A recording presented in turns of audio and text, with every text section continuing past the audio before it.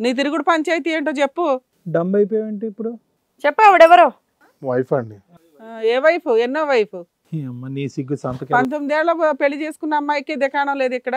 కొత్తగా ఒక వైపుకి అంతా వంకరలు తిరుగుతున్నావు. ఆమె పెట్టి టార్చర్ తట్టుకోలేక నేను ఆమెతో. ఆవిడేం టార్చర్ పెట్టిందయ్యా? నీ పేరేంటమ్మా?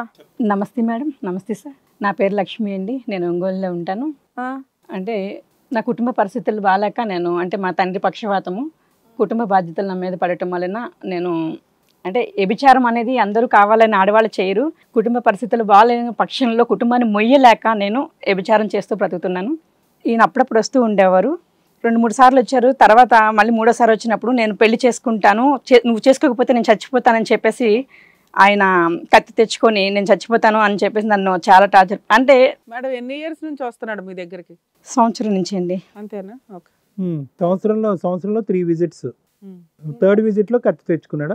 నేను చనిపోతానని చెప్పేసి మీరు పెళ్లి చేసుకోకపోతే నేను చనిపోతాను, నాకు నువ్వు కావాలని చెప్పి నా ఇంటి చుట్టూ తిరిగి చాలా వేదంతో అంటే నా భార్య చాలా టార్చర్లు పెట్టింది.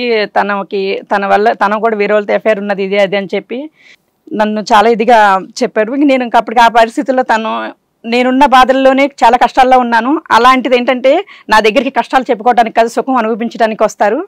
అలాంటిది ఈయన వచ్చి ఈయన కష్టాలు చెప్పుకొని నన్ను టార్చర్ పెట్టడం వలన నేను అప్పుడున్న పరిస్థితుల్లో మరొక దారి లేక నా ఇంటి ముందే చనిపోతాననేసి తన బాధ తట్టుకోలేక చనిపోతానని అంటే నాకు తలంచి తాళి కట్టించుకున్నానండి.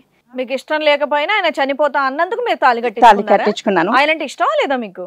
ఇష్టము అంటే ఆల్రెడీ ఏంటంటే ఇష్టం ఉన్నా లేకపోయినా నువ్వు వంచుకొని తలంచుకొని తాళి కట్టించుకోవాలి, నాకు నువ్వు లేకపోతే చచ్చిపోతానని నా గుమ్మం ముందే నేను పడుతున్న బాధలతో సహా ఆయన కూడా ఒక టార్చర్గా పెడుతున్నప్పుడు నేను తట్టుకోలేకపోయాను. అలా టార్చర్ పడితే తీసుకెళ్లి కంప్లైంట్ ఇవ్వాలి, పోలీస్ కంప్లైంట్ చేయాలి. ఇలా ఒక వ్యక్తి తెలియని వ్యక్తి వచ్చేసి ఇలా చచ్చిపోతా అంటున్నాడు మా ఇంటి ముందని చెప్పి.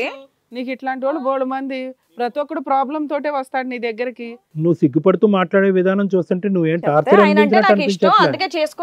నా కుటుంబ పరిస్థితి వల్ల నేను చేయవలసిన పని నేను అంటే వ్యభిచారం అనేది అందరూ చేయరు. అది ఎంత అమ్మా ఇప్పుడు మేము అసలు ఆ పాయింట్ అడగట్లేదు.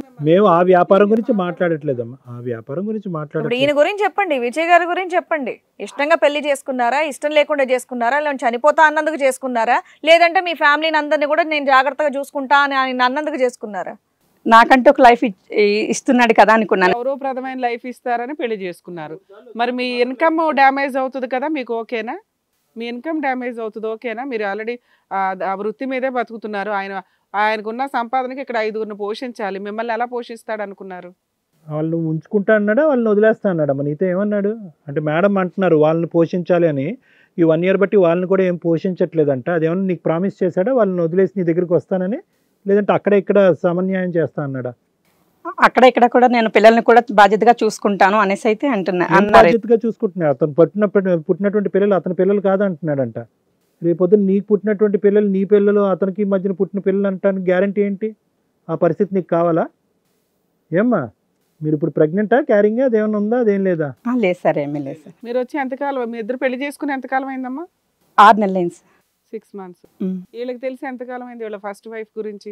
ఆయన అంతటా ఆయన వచ్చి చెప్పి 3rd time అంటే 1 time 2 time వచ్చారు. 3rd time వచ్చినప్పుడు తనంతటానే చాలా ఈవిడికి ఎప్పుడు తెలిసింది మిమ్మల్ని వచ్చి పట్టుకున్నది కదా రెడీ హ్యాండెడ్ గా? కాలం 2 నెలలు అయింది మేడం. 2 నెలల నుంచి. సరే అమ్మా, ఇప్పుడు అది కాదు. ఇప్పుడు ఏమంటావు నువ్వు? అక్కడ ఏమన్నా అయినా పర్లేదు, నువ్వు మాత్రం అతను చచ్చిపోకుండా ఉండటం గురించి, అతను కాపాడటం గురించి పెళ్లి చేసుకుంటాను అంటున్నావు. పెళ్లి చేసుకున్నాను అంటావు. పెళ్లి చేసుకున్నారా మీరు? చేసుకున్నామండి. ఎంతకాలం అయింది పెళ్లి చేసుకుని? 6 నెలలు అయిందండి. 6 నెలలు అయింది. ఓకే. ఎక్కడ చేసుకున్నారమ్మా? టెంపుల్లో చేసుకున్నామండి. గుళ్ళో పంతులు ఉండి పెళ్లి చేశారా మీ ఇద్దరికి? అది లీగల్ గా వ్యాలిడా? లేదు. అన్ని తెలిసే చేసుకున్నారు, ఎవడేమైపోతే మాకేంట్లే అని. సరే ఇక్కడికి ఎందుకు వచ్చారు మీరు? ఆవిడ పిలిచింది కాబట్టి, పిలిపించింది కాబట్టి వచ్చారు. పిలిపించారు, లేకపోతే వచ్చేవాళ్ళు కాదు. ఏం చేద్దాం ఇప్పుడు? మీ ఆవిడ పిల్లల్ని ఏం చేద్దాం? ఉండరు మేడం, ఆమె బతుకనే ఉంది. ఎవరు పోషిస్తారు? ఆ పిల్లలు నాకు పుట్టినాను అన్నప్పుడు నాకు కరెక్ట్ నా పిల్లలు అని.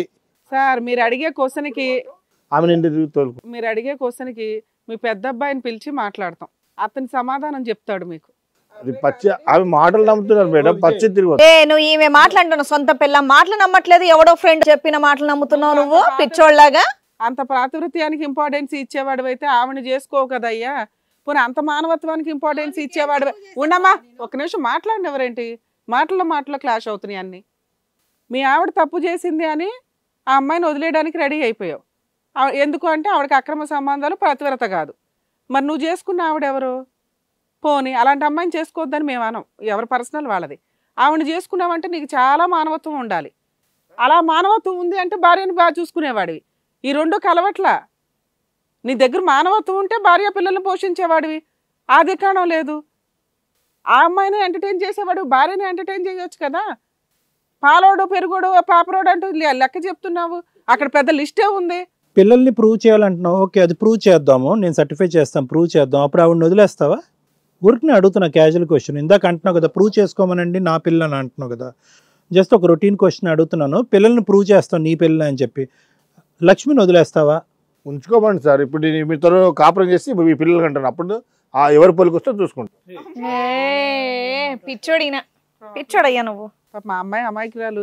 ఆ అమ్మాయికి తెలియక అమ్మాయి ఇరుక్కుంది. పెగ్గు విజయ్ నువ్వు బాగా మామూలుగా కూడా కాదు. నువ్వు తాగి నీ బుర్ర. వెనకాల ఆవిడకి ఎవరో సపోర్ట్ లేరు, ఏముందిలే కానీ. ఇప్పుడు అమ్మ ఒకటి లక్ష్మి చెప్పండి సార్. సార్ చెప్పండి సార్. అలా కాదు, ఇప్పుడు వీళ్ళిద్దరి జీవితంలో నువ్వు దూరవలసినటువంటి అవసరం ఉందా? కాపాడుతున్నావు, సర్వనాశనం చేస్తున్నావు కుటుంబాన్ని. అక్కడ 4 పిల్లలు, ఆ లెక్క తెలుసా నీకు? 20 సంవత్సరాలు అయింది పెళ్ళి అయ్యి. ఇప్పుడు ఇక్కడ 2 అంశాలు ఉన్నాయి. ఒకటి ఏంటంటే నా పిల్లలు కాదు అది ప్రూవ్ చేసుకుంటాను, అది ఏంటి అన్నది మనం లెక్క తేలుద్దాం. అతను కొద్దిగా మెంటల్ ప్రాబ్లం ఉంది, అది ట్రీట్మెంట్ ఇస్తే కనుక సెట్ అయ్యి నా పిల్లలే అని ఒప్పుకుంటాడు. కానీ నీ గొడవ ఎలాగా? నీ చుట్టూరుని కత్తి పట్టుకుని తిరగటం అనేది కూడా అది కూడా ఒక మెంటల్ ప్రాబ్లంలో ఒక భాగమే. ఎందుకంటే ఇప్పుడు వచ్చి అతను ఎవరి చుట్టూరు కత్తి పట్టుకుని తిరగలే. ఇప్పుడు నీ చుట్టూ తిరిగాడు, రేపు పొద్దున వాళ్ళ కొడుకు ఈడి చుట్టూ తిరుగుతాడు కత్తి పట్టుకుని. నేను నీ కొడుకా కాదా లేదంటే పొడిచి దొబ్బనా అని చెప్పాలి లక్ష్మి గారు. బై 1 గెట్ 1 ఫ్రీ లాగా వాడిని నిన్ను ఇద్దరిని పొడిచేస్తాడు. మీ ఫ్యామిలీ ప్రాబ్లమ్స్ వల్ల మీరు ఒక ప్రొఫెషన్ లోకి దిగారు. ఇప్పుడు ఆవిడ ఏం కావాలి చెప్పండి? పిల్లల్ని వేసుకొని ఇప్పుడు ఆవిడ ఎలా పని చేసుకుంటది? 4 పిల్లల్ని ఎలా పోషించుకుంటది? మీరు పెళ్ళయిందని తెలిసి కూడా మళ్ళీ పెళ్లి చేసుకోవడం ఎంతవరకు కరెక్ట్ చెప్పండి? ఏదో పెద్ద మానవతా దృక్పథంలో మాట్లాడుతున్నాను నేను. అతనికి ఏదో చేశానండి, అతను చచ్చిపోకుండా కాపాడానండి. అతను చచ్చిపోకుండా కాపాడి ఆ 4 పిల్లల్ని ఆ తల్లిని సమాధి చేస్తావు నువ్వు. ఫస్ట్ నువ్వు తప్పుకుంటే వీళ్ళు గొడవ ఏదో తేలుద్దాం. ఇక్కడ 2 అంశాలు. ఫస్ట్ నువ్వు తప్పుకోవాలి, అప్పుడు వీళ్ళు లెక్క తేలుద్దాం.